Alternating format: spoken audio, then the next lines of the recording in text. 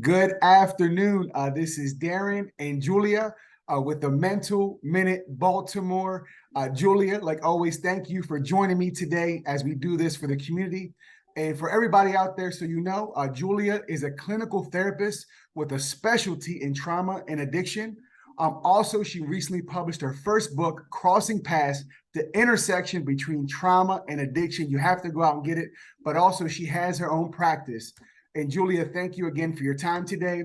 And I had a couple of questions come in. And the question that I got asked, that I said, I know the person that asked this question, they said, Julia, what would you say to somebody that is in a rut? Sure. So being in a rut Funk. or a funk. Yeah. Right. Either or. We kind of use them interchangeably. And I think one of the first things I would say is that they happen to everybody.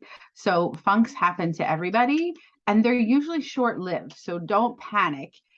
If you're feeling like you're in a funk for like a week or a little bit longer, it's usually a reaction to something that has happened to us that causes this kind of funkish feeling, which is usually feeling down, less energy, not as motivated to do things.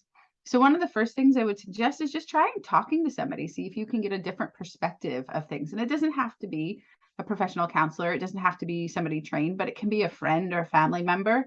Sometimes different perspectives can help us kind of realign what we were thinking. Offer yourself some compassion because we all go through these things. The last few years have been really hard. And so it's expected to be in a funk every once in a while.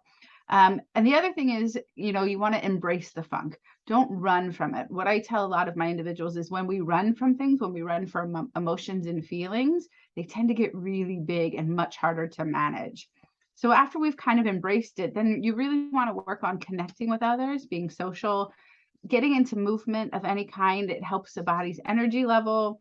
You want to eat healthy. You want to focus on sleep. And the last thing I really encourage is manage your social media exposure and news exposure, because we tend to watch more negative things when we're feeling down, and that's not going to help us. So really just trying to take breaks from your own thoughts, doing creative things, reading, taking time off if necessary, and really showing yourself that self-compassion will help with the funk. If it lasts for a really long time and you're getting concerned, then I would suggest reaching out to somebody. But again, most funks are short-lived, and we just kind of have to sit with it and embrace it and kind of ride it out. Thank you very much for that. And Julia, and what would you say to somebody if they see a family or friend, like everything that you'd mentioned? Wow, I noticed that my family member, maybe not me or somebody, they're in a funk. What would you suggest if somebody says I have a friend or family member that's in a funk? What could you do to help them in their funk? Yeah, just be open, offer a different perspective, just kind of check in with them, say, I noticed this. Is everything going okay? I'm here if you need to talk. Obviously, don't force them, but just letting them know that you're there and you're supporting them. Even if they don't want to talk about the funk, getting them out to do other things. So getting them out and kind of moving in some different way or offering to do something new with them might be helpful to get them out of that funk. Let me ask you this. And also, some people say don't make a permanent decision on a temporary feeling. If you're going through a funk, maybe that's not the time to make life-changing decisions or something. Do you have anything to elaborate on that?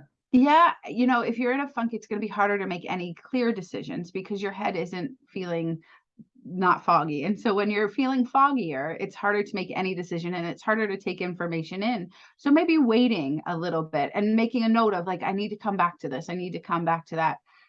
To really think about later on when you're feeling more grounded and more sure of what's going on. And let me ask you this, and there's been some times in my life where I was in a funk, and what helped me get out of it was serving other people. What would you say, does that have an effect on you when you're going through a funk, but you're actually serving others? Absolutely. I think one of the things I mentioned was connection with others. So being socially involved. So whether it's serving others or being in a room with others, there's always this means of connection. As social beings, one of our primary drives is to connect with others, and that helps us so much get out of funks. And so whether through serving or getting involved in some other way, I think it's really important for connection to happen when we're in funks. Thank you. And then one or two other things I wanted to touch on was one is when I was in the funk, thinking about times when I got in it, was just starting my day off positive. How important that was for me, but also focusing on what I'm grateful for, especially when I wake up in the morning. Like the first thing I do is say what I'm thankful for, and then think about what I'm grateful for. Like how does that change? How does it help guide your day? Well, when you wake up and you focus on what you're grateful for, what's going to be positive about the day, you've already started the day off with this more positive spin. We need so many more positive things to happen in the day to kind of encode in the brain to overpower these negative things that happen. And so when you wake up on a more positive note, it sets the day that way where you start looking for more positive things than waking up kind of saying, or really negative, and then you're automatically going to look for more negative things. Julia, thank you so much. Everybody that's out there, if you're going through a funk, and you know, we talk about this, we started this again during the beginning of the pandemic. We came together and just want to provide resources, options, and ideas for everybody out there with Julia and myself. And if you're going through something, just please remember it's okay not to be okay. We all go through situations in life. We all have funks. We all have ups and downs.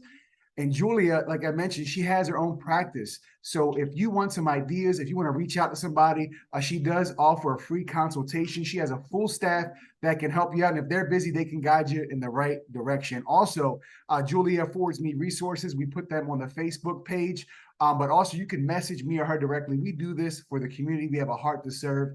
And Julia, like always, thank you. Take time away from your practice, your writing, your family, everything, just to share your insight with us. We appreciate it. I appreciate you. And you have a good day, and I'll talk to you later. Thank you. You do the same. Thank you.